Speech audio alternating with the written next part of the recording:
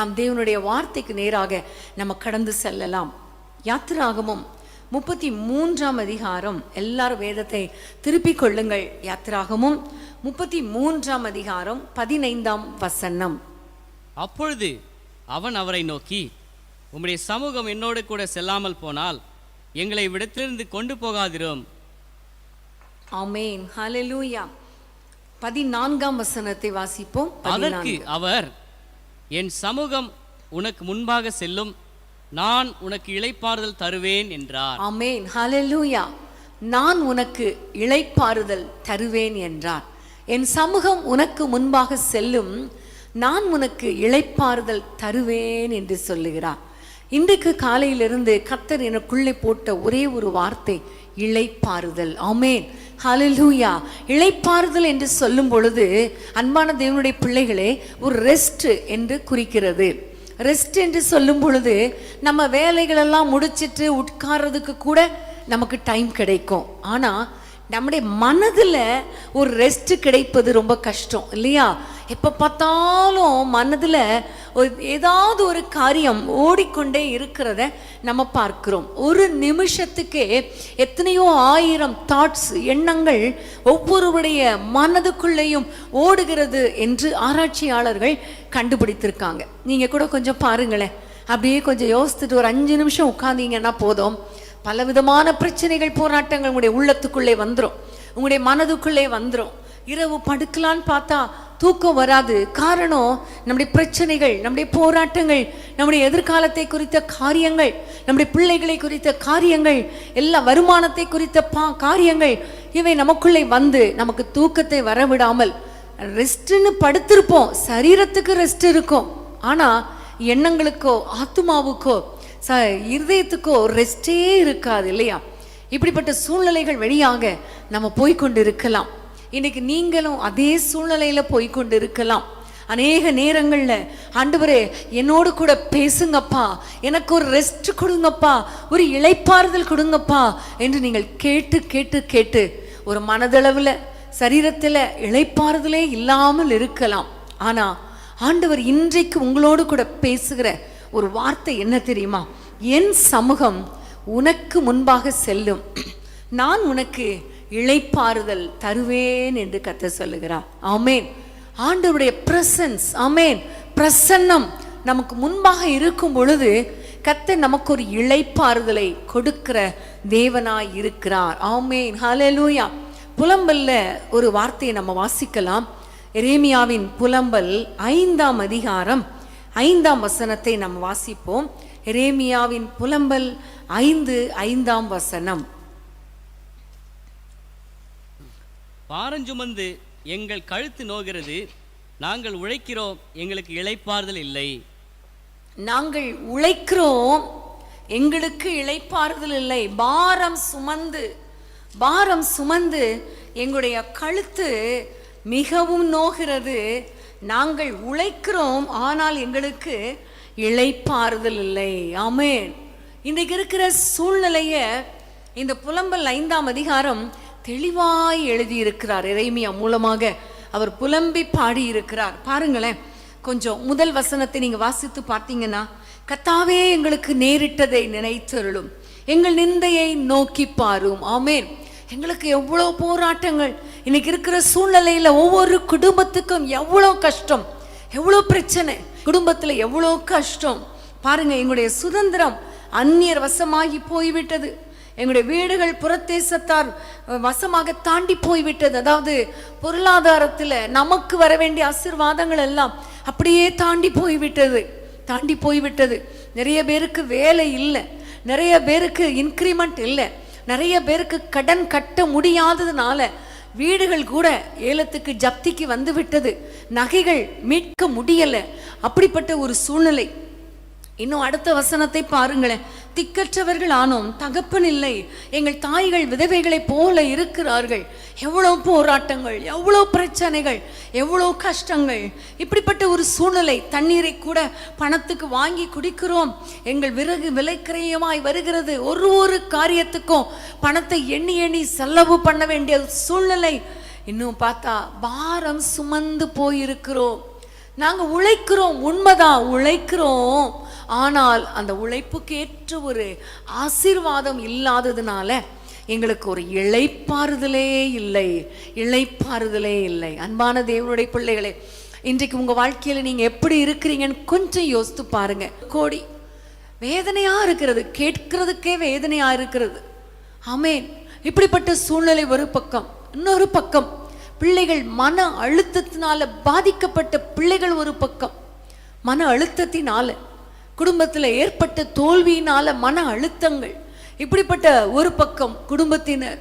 இப்படிப்பட்ட சூழ்நிலையில தாயால எப்படி நிம்மதியா இருக்க முடியும்? தகப்பனால எப்படி நிம்மதியா இருக்க முடியும்? பெற்றோர்கள் படுகிற பாடுகள், வியாதிகள், கேன்சர் கட்டிகள், பிரெயின் டியூமர், எவ்வளோ வேதனை, எவ்வளோ வேதனை. இன்றைக்கு எவ்வளோ வியாதிகள், எவ்வளோ கஷ்டங்கள். ஒரு இளைப்பாறுதல் இல்லை. தொழில் ஓடலை, ஆகவே தொழில் நடக்காததுனால பணம் இல்லை. ஆனால் சாப்பிட்டாகணும், வாடகை கட்டி ஆகணும், நம்ம கட்ட வேண்டிய இஎம்ஐ கட்டி ஆகணும், முடியல. அவ்வளோ கஷ்டம். ஒரு அம்மா நமக்கு தெரியும், சிஸ்டர் பத்மாவதி கூட நமக்கு போடுவாங்க இல்லையா லைவ் சாட்ல, வீடை கட்டியாச்சு, வீடை கட்டியாச்சு, ஆனால் வீட்டுக்குள்ள போக முடியாத அவ்வளோ வேதனை, அவ்வளோ பிரச்சனை, அவ்வளோ போராட்டங்கள். ஆனால் கடைசியில் கர்த்தர் ஜெபத்தை கேட்டு அவர்களுக்கு அந்த வீட்டுக்குள்ள போய் குடியேற இளைப்பாறுதல் கிடைக்க கர்த்தர் கிருபை பாராட்டினார். இப்படிப்பட்ட சூழ்நிலைகள் வெளியாக எத்தனையோ பேர் போய்கொண்டு இருக்கிறோமே. இந்த நேரத்தில் ஆண்டவர் நமக்கு இன்றைக்கு சொல்லுகிற வார்த்தை, நான் உங்களுக்கு இளைப்பாறுதல் தருவேன். ஆமென். திங்கக்கிழமையிலிருந்து கஷ்டப்பட்டு உழைச்சி ஆண்டவருடைய சமூகத்தில் வந்து உட்கார்ந்துருக்கிறீங்களே, கர்த்தர் இன்றைக்கு உங்களுக்கு கொடுக்கிற வார்த்தை என்ன தெரியுமா?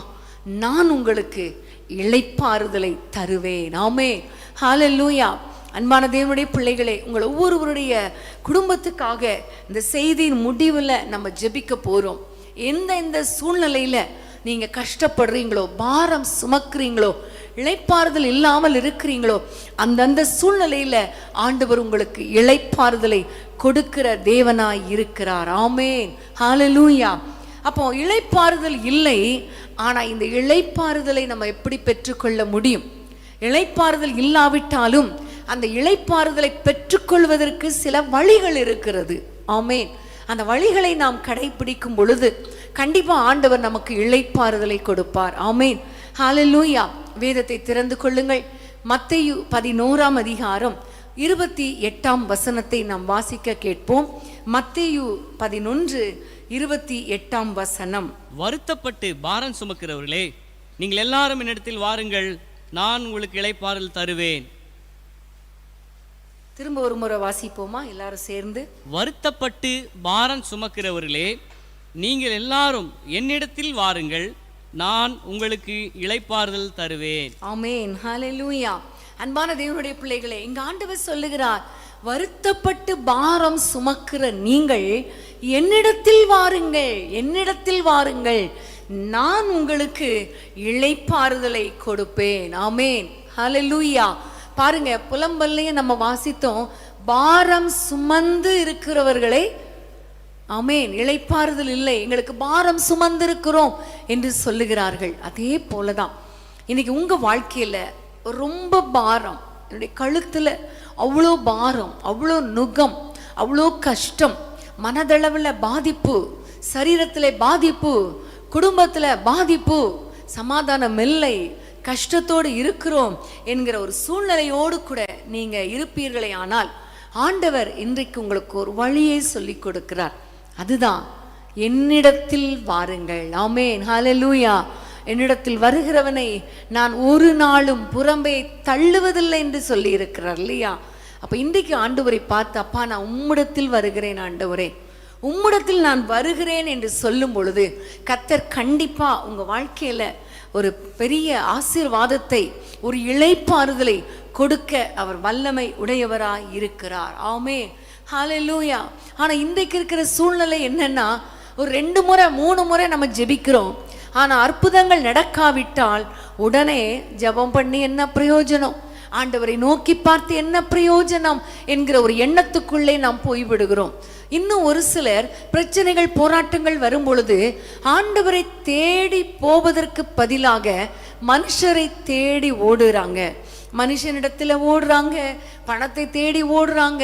ஏதாவது ஒரு விதத்துல எனக்கு இளைப்பாறுதல் கிடைக்குமா, ஏதாவது ஒரு மனுஷனிடத்துல போய் கொஞ்ச நேரம் பேசிட்டு வந்தா எனக்கு ஒரு சமாதானம் கிடைக்குமா என்று மனிதர்களை தேடி போறாங்க.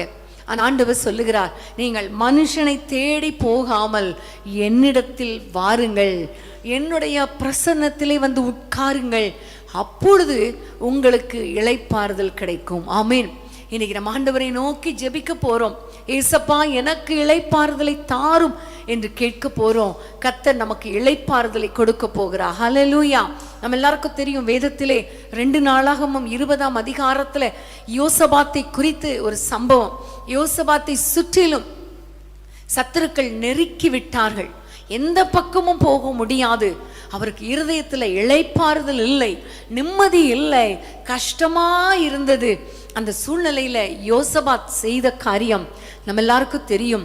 கர்த்தரை தேடினார், கர்த்தரை நோக்கி பார்த்தார். ஹல்லேலூயா. அது மாத்திரமல்ல, ஆண்டவரை நோக்கி சொன்னார், ஆண்டவரே இந்த சூழ்நிலையில எனக்கு என்ன செய்யன்னு தெரியல, உம்மையே நான் நோக்கி பார்க்கிறேன் என்று சொன்ன பொழுது கர்த்தர் கிருபையாய் ஒரு அற்புதத்தை செய்தார். அவனுடைய சத்துருக்களோடு கர்த்தர் யுத்தம் பண்ணி அவர்கள் ஒருவரோடொருவர் வெட்டுண்டு போகும்படி செய்தது மாத்திரமல்ல, வேதம் சொல்லுகிறது 30வது வசனத்தை நம்ம வாசிக்க கேட்போமா? 2 நாளாகமம் 20:30 வசனம். இவ்விதமாக தேவன் சுற்றுப்புறத்தாரால் யுத்தமில்லாத இளைப்பாறுதலை அவனுக்கு கட்டளையிட்டதினால் யோசபாத்தின் ராஜபாரம் அமெரிக்கையாயிருந்தது. ஆமேன். ஹல்லேலூயா. இவ்விதமாய் யுத்தமில்லாத ஒரு இளைப்பாறுதலை தேவன் கட்டளையிட்டார். ஆமேன். ஹல்லேலூயா. ஹல்லேலூயா. அன்பான தேவனுடைய பிள்ளைகளே, உங்களுடைய வாழ்க்கையில இன்றைக்கு ஆண்டவர் கொடுக்கிற வார்த்தை என்ன தெரியுமா? யுத்தம் இல்லாத இளைப்பாறுதல். ஆமேன். ஹல்லேலூயா. நேற்றைய தினத்திலே நான் வேதத்தை தியானித்து கொண்டிருந்தேன், வாசித்து கொண்டிருந்தேன். ஆண்டவரே, இந்த மாதத்துக்கு அப்பா நீங்க கொடுக்கிற ஆசீர்வாதம் மேற்புறத்திலும் கீழ்ப்புறத்திலும் நீர்ப்பாய்ச்சலான இடங்களை தருவேன் என்று சொல்லி இருக்கிறீர். ரொம்ப சந்தோஷம். எனக்கு தனிப்பட்ட விதத்துல என்ன ஆண்டவரே வார்த்தைகளை கொடுக்க போகிறீர் என்று சொல்லும் பொழுது திடீரென்று வாசிக்கிற பகுதியில இது முதல் யுத்தங்கள் நேரிடுங்கிற வார்த்தை வந்துருச்சு. எனக்கு ஒரே கஷ்டம். என்னப்பா வாழ்க்கையில எப்ப பார்த்தாலும் போராடிட்டே இருக்கிற மாதிரி இருக்கிறதே, ஒரே யுத்தமா இருக்கிறதே என்று ஆண்டவரிடத்துல நான் கேட்ட பொழுது ஆண்டவர் எனக்கு கற்றுக் கொடுத்தார் நிறைய காரியங்களை. யுத்தம் வந்தாலும் யுத்தம் வந்தாலும் யுத்தத்துல வெற்றியை தருவேன், யுத்தத்துல உன்னை பழக்குவிப்பேன், அந்த யுத்தத்துல உனக்கு நான் கேடகமாய் இருப்பேன், யுத்தத்துல நான் உனக்கு மகிமை பொருந்திய பட்டயமாய் இருப்பேன். நிறைய காரியங்களை கற்றுக் கொடுத்தார். அப்போ ரொம்ப சந்தோஷம். ஆண்டவரே, யுத்தம் வந்தாலும் நீர் என்னோடு கூட இருக்கிறீர், நீர் எனக்காக யுத்தம் பண்ணுவீர் என்கிறது சந்தோஷம்தான். ஆனாலும் ஏன்பா இப்படி யுத்தம்னு ரொம்ப கஷ்டமா இருக்கிறதே என்று நான் நினைத்தேன். அதுக்கேற்ற மாதிரி நேற்றைய தினத்துல சில சம்பவங்கள், வேதனைப்படுத்துகிற சில காரியங்கள் வந்த பொழுது ரொம்ப மனசுக்கு வேதனையாக இருந்தது. அப்போ இன்னைக்கு காலையில நான் ஆண்டவரிடத்துல ஜெபம் பண்ண பொழுது கர்த்தர் எனக்கு இளைப்பாறுதல்ங்கிற ஒரு வேர்டு கொடுத்தார். அதை வைத்து நான் தியானம் பண்ணி கொண்டிருக்கும் பொழுது இந்த வசனத்தை வாசித்த உடனே எனக்கு ரொம்ப சந்தோஷம். யுத்தம் இல்லாத இளைப்பாறுதல். ஆமேன். சுற்றுப்புறத்தாரால் யுத்தம் இல்லாத இளைப்பாறுதலை கொடுப்பேன் என்று கர்த்தர் வாக்கு பண்ணினார். ஹல்லேலூயா. அன்பான தேவனுடைய பிள்ளைகளே, உங்க வாழ்க்கையில கூட நீங்க எப்படிப்பட்ட சூழ்நிலைகள் வழியாக போய்கொண்டிருக்கிறீங்க உங்களுக்கு தெரியும், ஆண்டவருக்கு தெரியும். ஆமேன். ஒரே யுத்தங்கள், ஒரே கஷ்டங்கள், ஒரே பாரங்கள், இளைப்பாறுதலே இல்லை. பாரம் சுமந்து சுமந்து என்னுடைய கழுத்து நோகிறது என்று ஒருவேளை நீங்கள் இந்த நேரத்திலே ஆண்டவரை நோக்கி பார்ப்பீர்களே ஆனால் கர்த்தர் சொல்லுகிறார், என்னிடத்தில் வாருங்கள், வேற எங்கேயும் போகாதீங்க, என்னிடத்தில் வாருங்கள், நான் உங்களுக்கு இளைப்பாறுதலை தருவேன். அது எப்படிப்பட்ட இளைப்பாறுதலாம்? யுத்தமில்லாத இளைப்பாறுதல். ஹல்லேலூயா. அன்பான தேவனுடைய பிள்ளைகளே, உங்க வாழ்க்கையில இன்றைக்கு ஆண்டவர் யுத்தமில்லாத இளைப்பாறுதலை தரப்போகிறார். ஒரு நிமிஷம் கையை உயர்த்தி, ஆண்டவரே உண்மைதான்ப்பா, இப்படிப்பட்ட வேதனைகள் வெளியாக ஆண்டவரே நான் போய்கொண்டிருக்கிறேன், எனக்கு இளைப்பாறுதல் இல்லை, எல்லா பக்கமும் சத்துருக்களால கஷ்டப்படுகிறேன் என்று நீங்கள் இருக்கலாம். ஆண்டவரை பார்த்து சொல்லுங்க, அப்பா எனக்கு ஒரு இளைப்பாறுதலை தாங்கப்பா, எனக்கு ஒரு இளைப்பாறுதலை தாங்க, நான் உங்களை நோக்கி நான் வருகிறேன் ஆண்டவரே, உம்மை நோக்கி பார்க்கிறேன் என்று சொல்லுவீங்களா? என்னென்ன பிரச்சனைகள் வெளியாக போய்கொண்டிருக்கிறீங்களோ அந்த பாதையில உங்களுக்கு ஒரு இளைப்பாறுதலை கொடுக்க போகிறார். ஹல்லேலூயா. அப்பா உமக்கு ஸ்தோத்திரம். அப்பா உம்முடைய பிள்ளைகள் என்னென்ன நுகங்களை சுமந்து கொண்டிருக்கிறாங்க. இளம் பிராயத்திலேயே நுகங்கள் அப்பா, இளம் பிராயத்திலே கஷ்டங்கள் அப்பா, உபத்திரவங்கள் ஆண்டவரே, பாடுகள் ஆண்டவரே, நிந்தைகள் ஆண்டவரே, அவமானங்கள் ஆண்டவரே, எவ்வளோ போராட்டங்கள் அப்பா, இவற்றின் வெளியாக போய்கொண்டிருக்கிற உம்முடைய பிள்ளைகள் இந்த நேரத்திலே உம்மை நோக்கி பார்க்கிறார்களே, அவர்களுக்கு இளைப்பாறுதலை கொடுப்பீராக. இப்பொழுது உம்முடைய இளைப்பாறுதல் உம்மை தேடி வந்த அத்தனை பேருக்கும் இறங்கட்டும் அப்பா. அவருடைய ஆவி, ஆத்துமா, சரீரம், எண்ணங்கள், சிந்தை, இருதயத்திலே இளைப்பாறுதல் உண்டாவதாக, இளைப்பாறுதல் உண்டாவதாக, யுத்தமில்லாத இளைப்பாறுதல் உண்டாவதாக, இயேசுவின் நாமத்தில் பிதாவே, ஆமென், ஆமென். இளைப்பாறுதல் தரும் தேவா, கலைத்தோரை தேற்றிடுமே. இளைப்பாறுதல் தரும் தேவா, கலைத்தோரை தேற்றிடுமே. சிலுவை நிழல் எந்தன் தஞ்சம், சுகமாய் அங்கு தங்கிடுவே. சிலுவை நிழல் எந்தன் அப்படியே சாய்ந்து கொள்ளுங்க, சுகமாய் அங்கு தங்கிடுவே. திருப்பாதம் நம்பி வந்தே, கிருபை நீரை இயேசுவே, தமதன்பை கண்டடைந்தே. தேவ சமூகத்திலே தமதன்பை கண்டடைந்தே. தேவ சமூகத்திலே. ஆமென். ஹல்லேலூயா, ஹல்லேலூயா. சிலுவையின் நிழல், அவருடைய திருப்பாதம் தான் நமக்கு இளைப்பாறுதல். ஆமென். அதனால்தான் ஆண்டவர் சொல்கிறார், என் சமூகம் உனக்கு முன்பாக செல்லும், நான் உனக்கு இளைப்பாறுதல் தருவேன். ஆமென். ஹல்லேலூயா. இன்னும் ஒரு வசனத்தை நம்ம வாசிக்க போறோம். அதே மத்தேயு, அதே 11ஆம் அதிகாரம் 29ஆம் வசனத்தை வாசிப்போமா? மத்தேயு 11:29. நான் சாந்தமும் மனத்தாழ்மையுமாய் இருக்கிறேன், என் நுகத்தை உங்கள் மேல் ஏற்றுக்கொண்டு என்னிடத்தில் கற்றுக்கொள்ளுங்கள், அப்பொழுது உங்கள் ஆத்துமாக்களுக்கு இளைப்பாறுதல் கிடைக்கும். ஆமென். ஹல்லேலூயா. என்னிடத்தில் கற்றுக்கொள்ளுங்கள், என்னிடத்தில் வந்து என்னிடத்தில் கற்றுக்கொள்ளுங்கள், அப்பொழுது உங்கள் ஆத்துமாக்களுக்கு இளைப்பாறுதல் கிடைக்கும். ஹல்லேலூயா. அன்பான தேவனுடைய பிள்ளைகளை, நான் முதல்ல சொன்னேன், சரீரத்துக்கு இளைப்பாறுதல் கூட நம்ம எடுத்துடலாம், ஆனா ஆத்துமாவுக்கு இளைப்பாறுதல் கிடைக்கிறதும், இந்த எண்ணங்களுக்கு, சிந்தையில இளைப்பாறுதல் கிடைக்கிறதும் ரொம்ப ரொம்ப கஷ்டம், ரொம்ப ரொம்ப முக்கியம். ஆமென். யோசித்து பாருங்க, நம்ம எவ்வளவுதான் நம்ம நல்லா படுத்து தூங்கணும், படுத்திருந்தா கூட ஒரு எண்ணங்கள்ல அல்லது ஆத்துமாவில் நிம்மதி இல்லைன்னா தூங்கின மாதிரியா இருக்கும். காலையில் எழும்பி என்ன சொல்லுவோம்? நைட்டெல்லாம் நான் தூங்கின மாதிரியே இல்லைன்னு சொல்லுவோம். அப்புறம் எழும்பும்போது சரீரத்தில் பலனும் இருக்காது. ஆனால் அதே வேளையில் நல்ல நிம்மதியாக ஒரு 3 hours அல்லது 4 hours நைட் தூங்கினா கூட காலையில் பிரிஸ்காக எழும்பி சந்தோஷமாக இருக்கும் இல்லையா? காரணம் ஆத்துமாக்களில் ஒரு இளைப்பாறுதல். ஆமென். இன்னைக்கு ஆண்டவர் நமக்கு இளைப்பாறுதலை கொடுக்க விரும்புகிறார், நம்முடைய ஆத்துமாக்களுக்கு இளைப்பாறுதலை கொடுக்க விரும்புகிறார். அழகாய் ஆண்டவர் சொல்லுகிறார், என்னிடத்தில் வந்து கற்றுக்கொள்ளுங்கள், நான் உங்களுக்கு இளைப்பாறுதல் கொடுப்பேன். ஆமென். ஒவ்வொரு நாளும் ஆண்டவர் நம்மோடு பேசி கொண்டிருக்கிறார் இல்லையா? ஹல்லேலூயா. ஒவ்வொரு நாளும் நம்ம கற்றுக்கொள்ளுகிறவர்களைப் போல நம்ம கற்றுக்கொள்ளுகிறோம். சில சமயங்கள்ல காலைதோறும் அவர் தட்டி எழுப்புகிறார், காலைதோறும் நம்மை கற்றுக்கொள்ள வைக்கிறார். ஆமென், ஹல்லேலூயா. கர்த்தருக்கு ஸ்தோத்திரம். இந்த நேரத்தில் ஆண்டவர் நமக்கு கற்றுக் கொடுக்கிற காரியம், ஆண்டவர் அவருடைய வசனத்தை கற்றுக்கொள்ள வேண்டும். அவருடைய சமூகத்தில் வந்து அவரை தேடுவது ஒரு அனுபவம்.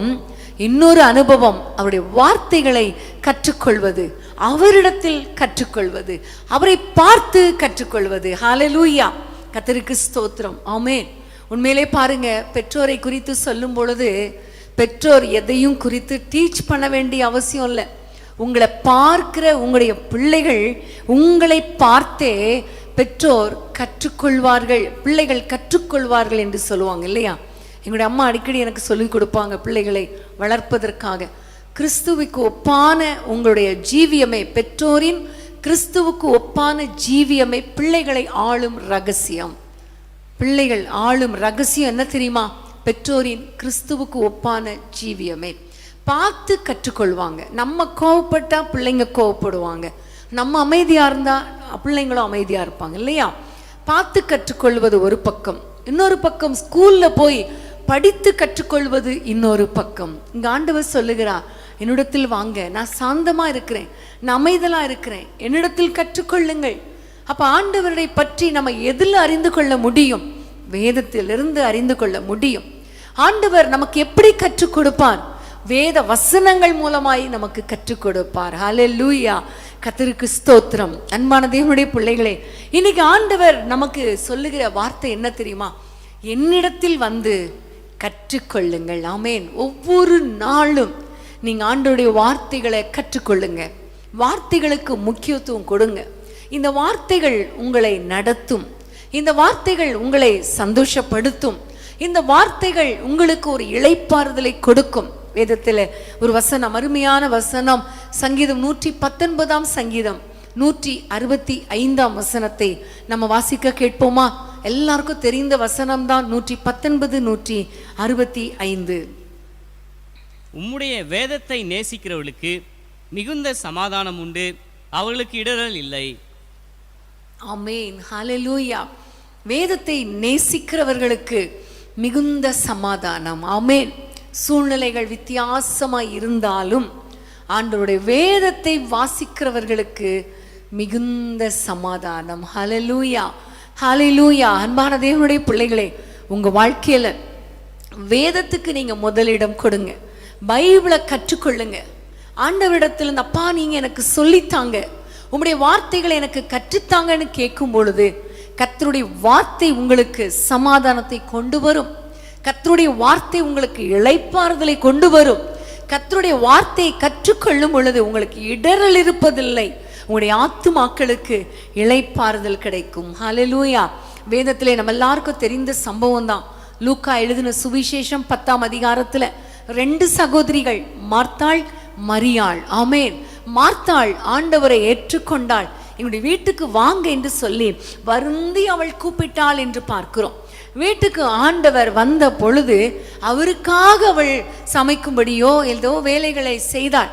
பற்பல வேலைகள் என்று சொல்லப்பட்டிருக்கிறது. இந்த சூழ்நிலையில அவளுடைய சகோதரியாகிய மரியாள் ஆண்டவருடைய பாதத்தில் அமர்ந்து அவருடைய வார்த்தைகளை கேட்டுக்கொண்டிருந்தாள். ஹல்லேலூயா. பாருங்க, 2 பேரும் சகோதரிகள் தான். ஆனா 2 பேருடைய வாழ்க்கையில காணப்பட்ட காரியத்தை பாருங்க. இவள் ஆண்டவருக்காக ஆண்டவரை ஏற்றுக்கொண்டாலும் ஆண்டவருக்காக பல வேலைகளை செய்தாள். ஆனால் இந்த மரியாளோ தேவனுடைய பாதத்திலே கர்த்தருடைய வார்த்தையை கேட்டுக்கொண்டிருந்தாள். ஹல்லேலூயா. கர்த்தருடைய வார்த்தையை கேட்க கேட்க கேட்க இவளுக்குள்ளே ஒரு சமாதானம், ஒரு நிம்மதி. ஆமே, எதை குறித்தும் கவலை இல்லை. என்ன செய்யணும், என்ன பண்ணணும், எதை குறித்தும் கவலை இல்லை. ஒரு நிம்மதி, ஒரு சமாதானம், ஒரு இளைப்பாறுதல். ஆமேன். ஆனால் அவளுடைய சகோதரி தான் மார்த்தாள். அவள் ஆண்டவருக்காக வேலை செய்தால் கூட அவள் தேவனுடைய பாதத்தில் உட்காராதபடியினால வேதத்திலே பார்க்கிறோம், அவளுக்குள்ளே ஒரு எரிச்சல் வந்தது, சகோதரி மேல பொறாமை வந்தது. அப்படியே இருதயத்துக்குள்ள ஒரு அலக்களிப்பு வந்தது. அவ மட்டும் தனியா உட்கார்ந்துருக்கிறாளே, நான் மட்டும் தனியா வேலை செய்கிறேனே, இப்படிப்பட்ட ஒரு எரிச்சல். அது மாத்திரமல்ல, ஆண்டவரிடத்துல போய் உங்களுக்கு கவலை இல்லையா ஆண்டவரே, நான் தனியா வேலை செய்கிறேனே என்று ஆண்டவரிடத்திலேயே குற்றம் சாட்டுகிறாள். அப்பதான் ஆண்டவர் சொல்லுகிறார், நீ ஏன் கவலைப்பட்டு கலங்குகிறாய்? அநேக காரியத்தை குறித்து கவலைப்பட்டு கவலைப்பட்டு கலங்குகிறாயே, ஆனால் இந்த மரியாளோ தேவையானதை அவள் பெற்றுக்கொண்டாள் என்று சொல்லுகிறாள். ஆமேன். தேவையானது ஒன்றே, தன்னை விட்டு எடுபடாத நல்ல பங்கை தெரிந்து கொண்டாள். அந்த நல்ல பங்கு தான் தேவனுடைய பாதத்தில் அமர்ந்து அவருடைய வார்த்தைகளை கேட்பது. ஹல்லேலூயா. இந்த வார்த்தைகளை கேட்காவிட்டால் உள்ளத்துக்குள்ள சமாதானம் இருக்காது. கலக்கம், கவலை, எரிச்சல், பொறாமை, மற்றவர்களை குறித்தே நாம் பார்த்து கொண்டிருப்போம். ஆனா ஆண்டவருடைய பாதத்தில் உட்கார்ந்து அவருடைய வார்த்தைகளை நம்ம கற்றுக்கொள்ளும் பொழுது கர்த்தர் நம்மோடு கூட பேசுவார். ஆமேன். நமக்கு ஒரு இளைப்பாறுதலை தருவார். நிச்சயமாகவே நம்முடைய உள்ளத்துக்குள்ளே ஒரு சமாதானத்தை கர்த்தர் கட்டளையிடுவார். ஹல்லேலூயா. ஒவ்வொரு நாளும் நீங்க என்ன செய்றீங்களோ செய்யலையோ, கர்த்தருடைய வார்த்தையை நீங்கள் கற்றுக்கொள்ளுங்கள். கர்த்தருடைய வார்த்தைக்கு நீங்க முக்கியத்துவம் கொடுங்கள். ஆமேன். நீங்க கர்த்தருடைய வார்த்தைக்கு முக்கியத்துவம் கொடுக்காவிட்டால் எண்ணத்தை உண்போம், எண்ணத்தை உடுத்துவோம் என்று அஞ்ஞானிகளைப் போல அவைகளே தேடிக்கொண்டிருப்பீர்களே தவிர ஆண்டவரை நோக்கி பார்க்க மாட்டீங்க. இருதயத்துக்குள்ளே ஒரே டென்ஷனா இருக்குமே தவிர அந்த பீஸை நீங்கள் உணரவே முடியாது. ஆமேன். ஆகவே இந்த நாளில ஆண்டவர் உங்களோடு கூட பேசுகிற வார்த்தை என்ன தெரியுமா? தேவனுடைய பாதத்தில் வந்து அவருடைய வார்த்தைகளை கற்றுக்கொள்ளும் பொழுது உங்களுக்கு ஒரு இளைப்பாறுதலை கர்த்தர் கொடுப்பார். ஆமேன். ஹல்லேலூயா. இன்னொரு வசனத்தை நம்ம வாசிக்க போறோம். எஸ்தர் 9ஆம் அதிகாரம். எல்லாரும் திருப்பிக் கொள்ளுங்கள். எஸ்தர் 9ஆம் அதிகாரம் 16ஆம் வசனத்தை வாசிப்போமா? எஸ்தர் 9:16. ராஜாவின் நாடுகளில் உள்ள மற்ற யூதர்கள் தங்கள் பிராணனை தற்காக்கவும் தங்கள் பகைஞருக்கு விலகி இளைப்பாறுதல் அடையவும் ஒருமிக்க சேர்ந்து தங்கள் விரோதிகளில் 75,000 பேரை கொன்று போட்டார்கள். ஆனாலும் கொள்ளையிட தங்கள் கையை நீட்டவில்லை. ஆமேன். இங்க பார்க்கிறோம், எஸ்தருடைய புத்தகத்துல யூதர்கள் எல்லாரும் இணைந்து தங்கள் பகைஞருக்கு விலகி இளைப்பாறுதல் அடையும்படி அவர்கள் ஒருமிக்க சேர்ந்து அவர்கள் சத்துருக்களை கொன்று போட்டார்கள். ஆமேன். ஒரு இளைப்பாறுதல் கிடைக்க வேண்டும் என்றால் இந்த இடத்திலே நம்ம பார்க்கிறோம், ஒருமிக்க சேர்ந்து ஒருமனப்பட்டு. ஆமேன். ஹல்லேலூயா. அப்போ இவர்கள் எல்லாரும் ஒருமனப்பட்டபடியினால யூதருக்கு விரோதமான சத்துருக்களை அவர்கள் வெட்டி போட, கொலை செய்ய ஆண்டவர் அவர்களுக்கு கிருபை பாராட்டினார். அதோடைய விளைவு அடுத்த வசனத்தை வாசிப்போமா? 17ஆம் வசனம். ஆதார் மாதத்தின் 13ஆம் தேதியிலே இப்படி செய்து 14ஆம் தேதியிலே இளைப்பாரி அதை விருந்துண்டு சந்தோஷப்படுகிற பண்டிகை நாளாக்கினார்கள். ஆமேன். ஹல்லேலூயா. பாருங்க, இப்படி அவர்கள் செய்ததினால அவர்கள் இளைப்பாறினார்கள், விருந்துண்டு சந்தோஷப்படுகிற பண்டிகை நாளாக மாற்றினார்கள் என்று நம்ம பார்க்கிறோம். ஹல்லேலூயா. எப்பொழுது இவர்களுக்கு இளைப்பாறுதல் கிடைத்தது? எப்பொழுது அந்த இளைப்பாறுதலை ஒரு விருந்துண்டு களிப்பான ஒரு நாளாக மாற்றினார்கள் என்றால் அவர்கள் ஒருமனப்பட்டு சத்ருவின் கிரியைகளை அழித்தார்கள். ஆமேன். இன்னைக்கு நமக்கு விரோதமாக வான மண்டலத்தில் இருக்கிற பொல்லாத ஆவிகளின் சேனைகள் ஒவ்வொரு நாளும் நம்மோடு கூட யுத்தம் பண்ணி கொண்டே இருக்கிறது. நம்முடைய குடும்பங்களுக்கு விரோதமாக, நம்முடைய சிந்தைக்கு விரோதமாக, நம்முடைய இருதயத்துக்கு விரோதமாக, குடும்பத்துக்கு விரோதமாக, பிள்ளைகளுக்கு விரோதமாக, இப்படி பல விதங்களிலே பிசாசு யுத்தம் பண்ணி கொண்டே இருக்கிறான். இந்த யுத்தத்தில் இளைப்பாறுதல் இல்லை. ஆனால் நம்ம இளைப்பாறுதலை பெற்றுக்கொள்ள வேண்டுமானால் நம்ம செய்ய வேண்டிய காரியம் என்ன தெரியுமா? இந்த வசனத்திலிருந்து நாம் அறிந்து கொள்ளுகிற காரியம், குடும்பமாக ஒருமனப்பட்டு சத்ருவின் கிரியைகளை அழிக்க வேண்டும். ஆமேன். ஹல்லேலூயா. ஹல்லேலூயா. அன்பான தேவனுடைய பிள்ளைகளை, தனித்தனியா இருந்தால் சத்ருவை எதிர்க்க முடியாது. நம்ம ஒருமனப்பட்டவர்களா இருக்கும் பொழுதுதான் சத்ருவை எதிர்க்க முடியும். ஆமேன். ஹல்லேலூயா. நம்ம எல்லாருக்கும் சின்ன வயசுல தெரிஞ்ச கதை இல்லையா? இப்போ நம்ம படிச்சிருப்போம். தமிழ் பாட புத்தகத்தில் இருக்கிற முதல் ஸ்டோரி கிட்டத்தட்ட 2-3 முதல் ஸ்டோரி காக்கா தண்ணி குடித்தது, அப்புறம் பாட்டி வடை சுட்டது. அப்படியே வரும்பொழுது ஒரு அழகான ஒரு ஸ்டோரி இருக்கும். அதை நம்ம பார்க்கும் பொழுது 4 மாடுகள் ஒன்றாக மேய்ந்து கொண்டு இருந்தது. அப்போ ஒரு சிங்கம் பார்த்ததான் மாடை எப்படியாவது சாப்பிடணும், கொளுத்த மாடு சாப்பிடணும்னு நினச்சி வேகமாக வரும்பொழுது இந்த 4 மாடும் சேர்ந்து முட்டி தள்ளிரும். அப்போ இந்த சிங்கத்துக்கு ரொம்ப கவலையாக போச்சு. இதை பார்த்த நரி ரொம்ப தந்திரமாக சிங்கத்திட வந்து சொல்லிச்சான், நீங்கள் இந்த 4 பேரும் 4 மாடும் ஒன்றா இருக்கிறதுனால தான் உங்களால் சாப்பிட முடியல. நான் ஒரு ஹெல்ப் பண்ணுறேன், நான் அந்த 4 மாடையும் பிரிச்சிடுறேன் அப்படின்னு சொல்லி தந்திரமாய் உள்ள நுழைஞ்சி 4 மாடையும் பிரிச்சிருச்சு. பிரித்ததுக்கப்புறம் ஒவ்வொரு நாளும் அவங்கள 4 இடத்துல மேய ஆரம்பிச்சிட்டாங்க. இந்த சிங்கம் பார்த்துச்சு, ரொம்ப ஈஸியாக உள்ள நுழைஞ்சி ஒவ்வொரு மாடாக சாப்பிட்டு போட்டுருச்சு.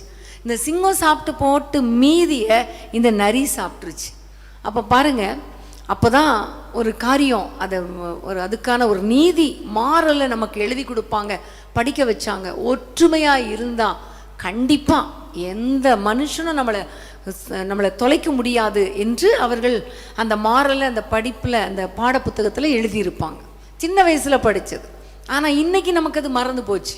அதனால தான் வீட்டுக்குள்ளே சண்டை, ஒவ்வொரு பிரச்சனை, 4 பேர் இருந்தால் 4 கோணத்தில் இருக்கிறோம்.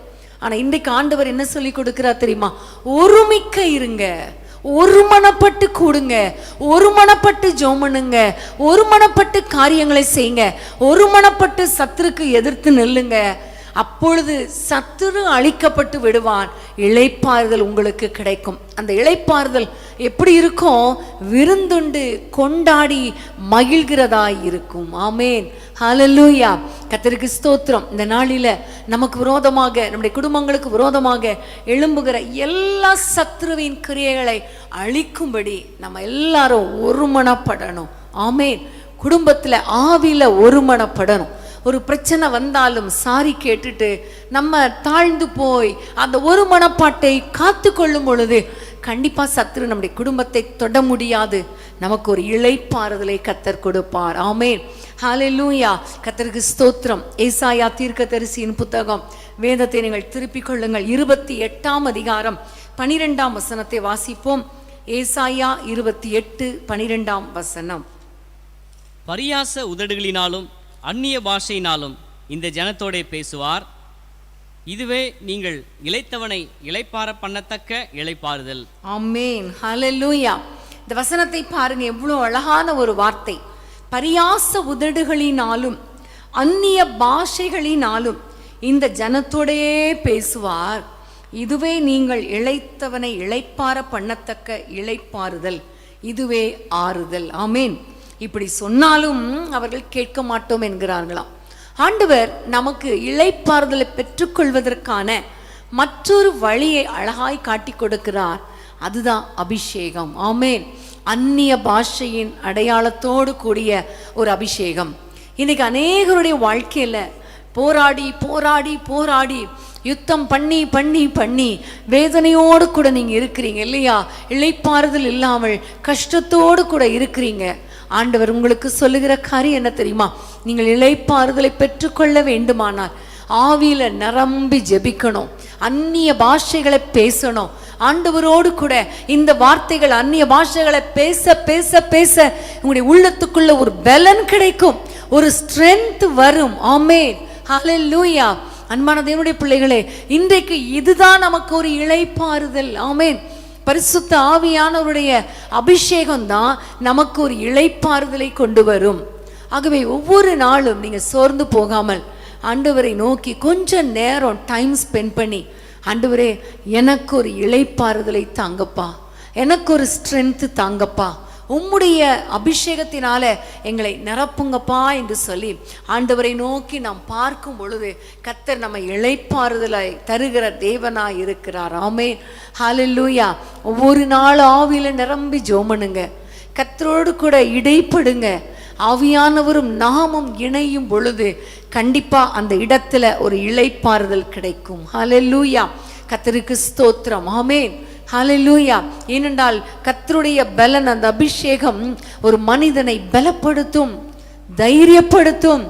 எந்த சூழ்நிலை வந்தாலும் அதை பற்றி கவலைப்பட வைக்காது. ஆமென். அதுதான் அபிஷேகம். ஹல்லேலூயா. இன்னைக்கு ஆண்டவரை பார்த்து கேட்க போறோம், ஆண்டவரே ஒரு விசேஷித்த அபிஷேகத்தை எனக்குள்ளே ஊற்றுங்கப்பா, எனக்குள்ளே ஊற்றுங்கப்பா என்று கேட்கும் பொழுது கர்த்தர் கண்டிப்பா நமக்குள்ளே ஒரு விலையேறப்பட்ட அபிஷேகத்தை கர்த்தர் நமக்கு கொடுப்பார் என்பதில் ஒரு சந்தேகமும் கிடையாது. ஆமென். கர்த்தருக்கு ஸ்தோத்திரம். ஒவ்வொரு நாளும் நீங்க அந்நிய பாஷைகளை பேசுங்க. அநேக நேரங்களில் என்னுடைய இருதயத்தில் கூட எனக்கு ஆறுதலற்ற சமயங்கள்ல, எனக்கு கஷ்டமான நேரங்களில் பிராக்டிக்கலாக பார்த்தா அந்நிய பாஷைகளை பேசும் பொழுது அந்த அபிஷேகத்தில் இருக்கிற அந்த ஆறுதல் எனக்குள்ளே கடந்து வந்திருக்கிறதை நான் பார்க்கிறேன். ஆமென். ஹல்லேலூயா. கர்த்தருக்கு ஸ்தோத்திரம். உங்களுடைய வாழ்க்கையிலேயும் நீங்க இதை அபியாசப்படுத்துங்கள். அபிஷேகம் ஏதோ நம்ம துள்ளி குதிப்பதற்காகவோ அல்லது மற்ற காரியங்களுக்காகவோ அல்ல, நமக்கு ஆசீர்வாதமா இருப்பதற்காக, நமக்குள்ளே ஒரு தைரியத்தை கொடுப்பதற்காக, நமக்குள்ளே ஒரு ஆறுதலை கொடுப்பதற்காக, நமக்குள்ளே ஒரு இளைப்பாறுதலை கொடுக்கும்படியாகத்தான் ஆண்டவர் இந்த அந்நிய பாஷையோடு கூட கர்த்தர் நம்மோடு கூட இடைப்படுகிறார். ஆமென். ஹல்லேலூயா. நிறைய நேரங்கள்ல நீங்க அந்நிய பாஷைகளை பேசுங்களேன், அநேக நேரங்களில் உங்களுடைய இருதயத்துல, சிந்தையில சில வசனங்களை ஞாபகப்படுத்துவார், சில காரியங்களை ஞாபகப்படுத்துவார். உங்களை அறியாத ஒரு பலன், உங்களை அறியாத ஒரு நிம்மதி உங்களுடைய உள்ளத்துக்குள்ளே இருப்பதை நீங்கள் உணர முடியும். ஆமென். அதுக்கு தான் அபிஷேகம். ஆமென். இன்னைக்கு ஆண்டவர் உங்களை ஒரு விலையேறப்பெற்ற அபிஷேகத்தினால நிரப்ப போகிறார். ஏற்கனவே அபிஷேகம் பெற்றவங்க ஒரு புதிய அபிஷேகத்தை தாரோன்னு கேளுங்க. ஏற்கனவே அந்நிய பாஷைகளை பேசுறவங்க, அப்பா ஆண்டவரே எனக்கு ஒரு இளைப்பாறுதல் தரும்படி இந்த அந்நிய பாஷைகளை ஆண்டவரே நீங்க அனல் மூட்டி எழுப்புங்கப்பான்னு கேளுங்க. ஒரு விலையேறப்பெற்ற அபிஷேகம் உங்களுக்குள்ளே வரும். அந்த அபிஷேகத்தின் மூலமாக கர்த்தர் உங்களுக்கு ஒரு இளைப்பாறுதலை கொடுப்பார். ஆமென். ஹல்லேலூயா. கர்த்தருடைய பிரசன்னம் நமக்கு இளைப்பாறுதலை தரும். கர்த்தரை தேடும் பொழுது, அவரிடத்திலே வரும் பொழுது நமக்கு இளைப்பாறுதல் கிடைக்கும். அவருடைய வசனத்தை நாம் தியானிக்கும் பொழுது, அதை கற்றுக்கொள்ளும் பொழுது நமக்கு இளைப்பாறுதல் கிடைக்கும். ஆமென். ஹல்லேலூயா. அது மாத்திரமல்ல, ஆண்டவருடைய ஒருமனப்பட்டு குடும்பமாக ஒருமனப்பட்டு ஜெபிக்கும் பொழுது நமக்கு ஒரு இளைப்பாறுதல் கிடைக்கும். எல்லாவற்றுக்கும் மேலாக அந்த அபிஷேகத்தை பெறும் பொழுது, ஆவியில நிரம்பி ஜெபிக்கும் பொழுது கர்த்தர் நமக்கு ஒரு இளைப்பாறுதலை கொடுப்பார். ஆமென். ஹல்லேலூயா. அதே வேளையில இஸ்ரவேல் ஜனங்கள் என்ன பண்ணினார்கள் தெரியுமா? அதையும் நம்ம வாசித்து நம்ம ஜெபிக்க போறோம். நெகேமியா, எல்லாரும் திருப்பிக் கொள்ளுங்கள். நெகேமியா 9ஆம் அதிகாரம் 28ஆம் வசனத்தை வாசிப்போம். நெகேமியா 9:28. நெகேமியா 9:28. இளைப்பாறுதல் உண்டான போதோ உமக்கு முன்பாக மறுபடியும் பொல்லாப்பு செய்ய தொடங்கினார்கள். ஆகையால் அவர்கள் சத்துருக்கள் அவர்களை ஆளும்படிக்கு அவர்கள் கையிலே ஒப்புவித்தீர். அவர்கள் மனம் திரும்பி உம்மை நோக்கி கூப்பிட்ட போதோ நீர் பரலோகத்திலிருந்து கேட்டு அவர்களை உம்முடைய இரக்கங்களின்படியே அநேகந்தரம் விடுதலையாக்கி விட்டீர். இஸ்ரவேல் ஜனங்களுக்கு இளைப்பாறுதல் இல்லாத நேரத்துல, உபத்திரவப்படுகிற நேரத்துல ஆண்டவரை நோக்கி கூப்பிடுவார்கள். ஆண்டவரை நோக்கி கூப்பிடுவார்கள். உம்முடைய நியாய பிரமாண புத்தகத்துக்கு கீழ்ப்படிவோன்னு சொல்லுவாங்க, ஆண்டவரே என்று சொல்லுவாங்க. ஆனா அவர்களுக்கு இளைப்பாறுதலை கொடுக்கும் பொழுது மறுபடியும் பொல்லாப்பு செய்ய துவங்கி விடுவார்கள். ஆமென். அது நிமித்தம் மறுபடியும் சத்துருக்கள், போராட்டங்கள், பிரச்சனைகள் உள்ள நுழைந்து விடும். இன்னைக்கு ஆண்டவர் நம்மை பார்த்து சொல்லுகிறது என்ன தெரியுமா? அநேகம் தரம் அவரை நோக்கி கூப்பிடும் பொழுதும் இளைப்பாறுதலை கர்த்தர் கொடுத்தாலும் நிறைய நேரங்கள்ல திரும்ப திரும்ப பொல்லாப்பு செய்கிறதுனால, கர்த்தருக்கு விரோதமாய் நம்ம இருக்கிறதுனால திரும்ப திரும்ப பிரச்சனைகள் வருகிறது, திரும்ப திரும்ப போராட்டங்கள் வருகிறது. இன்னைக்கு ஆண்டவரை பார்த்து சொல்லுவோம், அப்பா நீங்க எங்களுக்கு இளைப்பாறுதலை தாங்க, இனி நாங்கள் உங்களை விட்டு விலக மாட்டோம், உமக்கு விரோதமாய் வாழ மாட்டோம், உம்மையே நாங்கள் பின்பற்றுவோம், உம்முடைய வார்த்தைக்கு கீழ்ப்படிவோம் ஆண்டவரே என்று சொல்லி ஆண்டவரிடத்துல மறுபடியும் திரும்புவோமா? நம் மறுபடியும் திரும்பும் பொழுது நம்முடைய ஆண்டவர் எப்படிப்பட்டவர் தெரியுமா? அவர் அன்புள்ளவர், இரக்கம் உள்ளவர், கிருபை உள்ளவர், மன்னிக்கிறதுக்கு தயை பெருத்தவர். அவர் மறுபடியும் நமக்கு இளைப்பாறுதலை கொடுப்பார். ஹல்லேலூயா. எல்லாரும் கண்களை மூடி ஆண்டவரை நோக்கி நம்ம ஜெபிக்க போறோம். எந்தெந்த சூழ்நிலையில ஆண்டவர் யார் யாருக்கு என்னென்ன பேசணுமோ அதை கர்த்தர் பேசி இருக்கிறார். ஹல்லேலூயா. எவ்வளோ போராட்டங்கள், இளைப்பாறுதலே இல்லை, எவ்வளோ கஷ்டம், எவ்வளோ நிந்தை, எவ்வளோ பாரங்கள், எவ்வளோ பாரங்களை சுமந்து சுமந்து சுமந்து கழுத்து நோகிறது.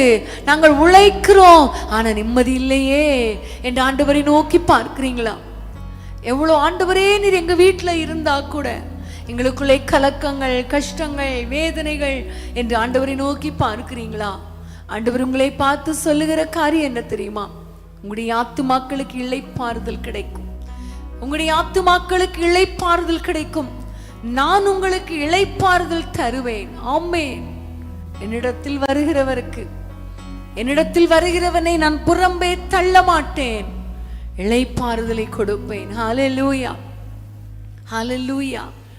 ஆண்டவருடைய வார்த்தைகளை கற்றுக்கொள்ளும் பொழுது ஒரு இளைப்பாறுதல், அவருடைய அபிஷேகத்தில் நிரம்பும் பொழுது நமக்கு ஒரு இளைப்பாறுதல்.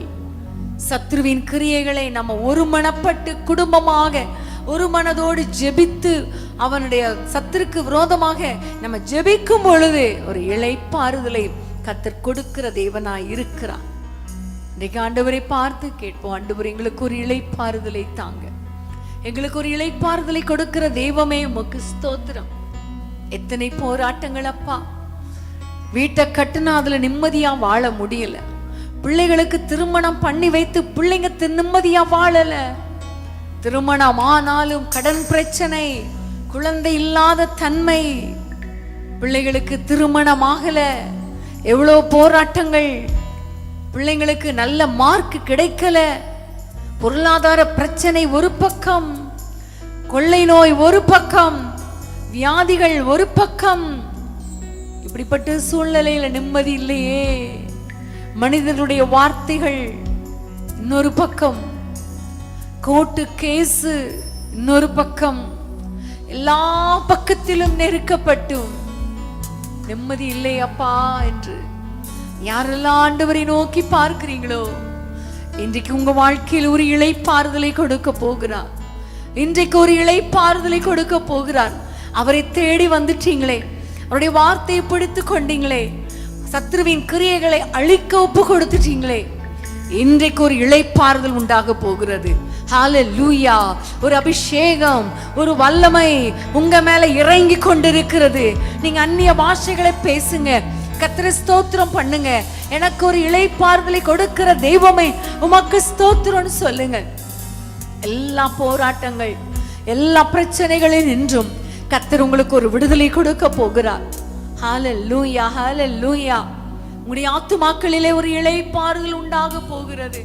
உங்களுடைய எண்ணங்களிலே ஒரு இளைப்பாறுதல், உங்களுடைய சிந்தையில ஒரு இளைப்பாறுதல், உங்கள் சரீரத்திலே ஒரு இளைப்பாறுதல். ஆமென்.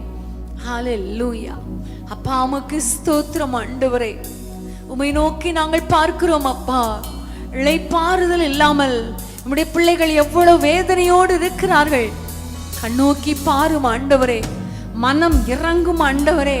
என்னிடத்தில் வா என்று சொன்னீரே, வருத்தப்பட்டு பாரம் சுமக்கிறவர்களே என்னிடத்தில் வா என்று சொன்னீரே, நான் உனக்கு இளைப்பாறுதல் கொடுப்பேன் சொன்னீங்களே. உடைய பிள்ளைகள் நாங்கள் உம்மை நோக்கி வந்திருக்கிறோம் அப்பா. உம்மை நோக்கி நாங்கள் பார்க்கிறோம் அப்பா. இளைப்பாறுதலை கொடுப்பீராக. சத்ருவின் கிரியைகள் அழிக்கப்படட்டும். யுத்தம் இல்லாத ஒரு இளைப்பாறுதல் உண்டாவதாக ராஜா. இதுவரைக்கும் யுத்தம் பண்ணினது போதும் கர்த்தாவே. யுத்தம் இல்லாத இளைப்பாறுதல் உண்டாகட்டும் அப்பா. ஹல்லேலூயா, ஹல்லேலூயா. உமக்கு ஸ்தோத்திரம் அப்பா. சத்ருவின் சகல கிரியைகள் அழிக்கப்படட்டும். ஆண்டவரே எங்களுக்கு ஒரு இளைப்பாறுதல் உண்டாகட்டும் அப்பா. பொருளாதார பிரச்சனைகள் மாறுவதாக, தேவைகள் சந்திக்கப்படுவதாக, குடும்பங்கள் கட்டப்படுவதாக, சமாதானம் உண்டாவதாக. நாங்க படுத்தா எங்களுக்கு நிம்மதியான தூக்கத்தை தாங்கப்பா. ஹல்லேலூயா. உம்மோடு கூட பேசுகிற நேரங்கள் சந்தோஷமா இருக்கட்டும் கர்த்தாவே. அப்பா உமக்கு நன்றி. ஒவ்வொரு குடும்பங்களையும் ஆசீர்வதிங்க ஆண்டவர். இந்த நேரத்தில் என்னோடு இணைந்து ஜெபித்து கொண்டிருக்கிற அத்தனை குடும்பங்களையும் கண்ணோக்கி பாரும் ஆண்டவரே. உம்முடைய பிள்ளைகளுக்கு ஒரு இளைப்பாறுதலை கொடுப்பீராக, நிம்மதியை கொடுப்பீராக, சமாதானத்தை கொடுப்பீராக நாங்கள் ஜெபிக்கிறோம்.